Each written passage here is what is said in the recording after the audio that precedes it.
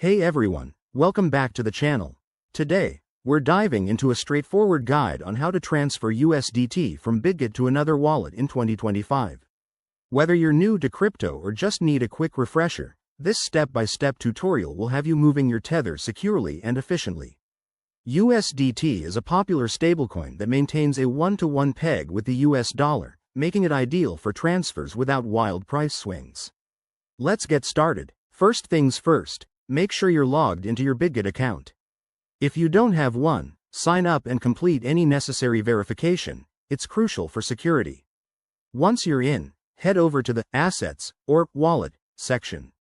Here, you'll see a list of your cryptocurrencies, including USDT.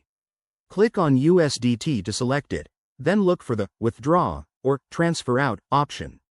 This is where the magic happens. Next, you'll need to enter the wallet address where you want to send your USDT.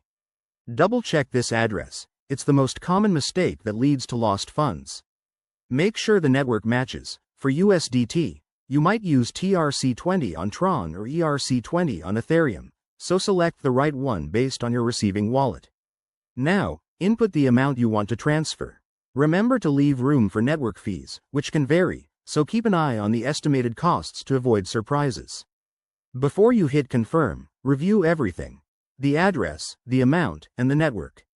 Once you're sure, go ahead and authorize the transaction. You'll likely need to use two-factor authentication for added security. Don't skip this step.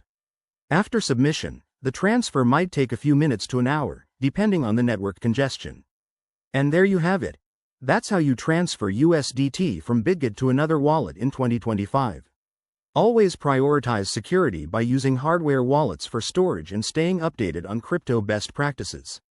If you found this helpful, give it a thumbs up, subscribe for more guides, and drop a comment if you have questions. Thanks for watching, and see you in the next video.